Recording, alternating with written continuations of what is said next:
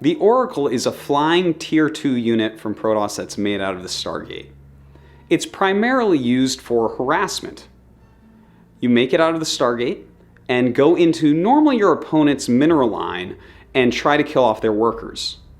It's extremely powerful against Protoss, killing the probes in just 2 shots. It's also very good against Terran, especially when you surprise them. If your opponent knows the Oracle is coming, they can easily put up some static defense, which will kill it very quickly because it's low on health. The Oracle is not as good against Zerg, and this is because of Queens. Queens will quickly go and attack the Oracle and can fight it off rather easily, so you don't really want to make Oracles against Zerg very often.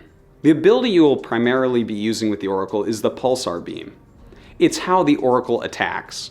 Now remember, it uses energy to attack, so you have to make sure you have a decent amount of energy on your Oracle before you start using it. And Vision is used for detection. Now, an Oracle, yes, it can fly around and detect things such as Dark Templars, Widow Mines, and other such cloaked units, but this is more used just in emergencies. For instance, if you decided to open up with a Stargate instead of robotics, you can use the Oracle for detection. But generally speaking, you will not tech to the Oracle for detection purposes. The Observer is much better at that. The last ability is Revelation. This can do what I call tagging the opponent's army.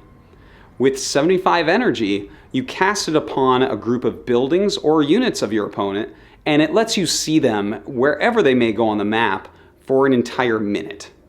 This can be very useful late game, and it can be very useful especially against Terran when they're trying to go for drops. You can track those drops coming in and then stop them. As far as upgrades go, the Oracle really doesn't need any. Even if the Oracle is central to your strategy, don't focus on getting its upgrades. So remember, the Oracle is a harassment unit, one that you don't want your opponent to know is coming, and is good against Terran and Protoss, but not so good against Zerg. The Mothership Core is a flying Tier 1.5 unit made out of the Nexus for Protoss. Once you have the Cybernetics Core, you can make the Mothership Core out of the Nexus just like a probe. Now the Mothership Core is one of the most important units in the Protoss army. It's useful against all 3 races, and it's useful all game long. You can only get one, so you have to be careful with it. Luckily, it's pretty cheap, and anytime you lose it, you're going to want to make another one right away. The Mothership Core has an ability called Photon Overcharge.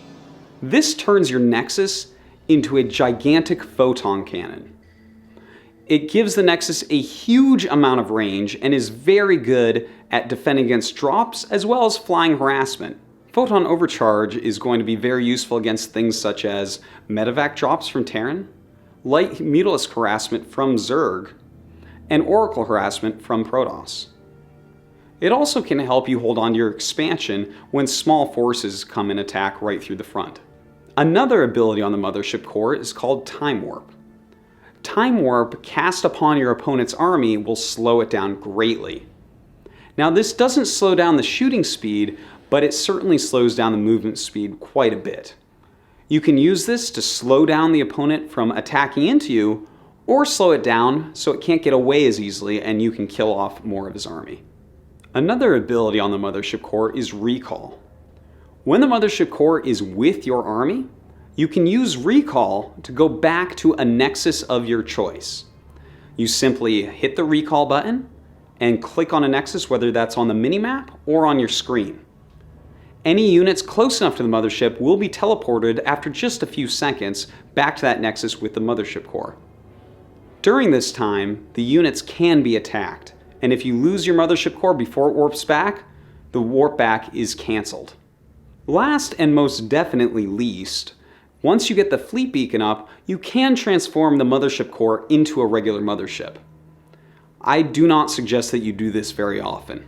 The regular mothership will then have far less energy than what the Mothership Core did have.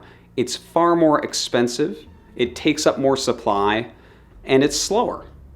It's probably not worth it most of the time to do this. Now remember, the Mothership Core you are going to want every single game against every single race. It's extremely useful defensively, offensively, and just as a retreat button.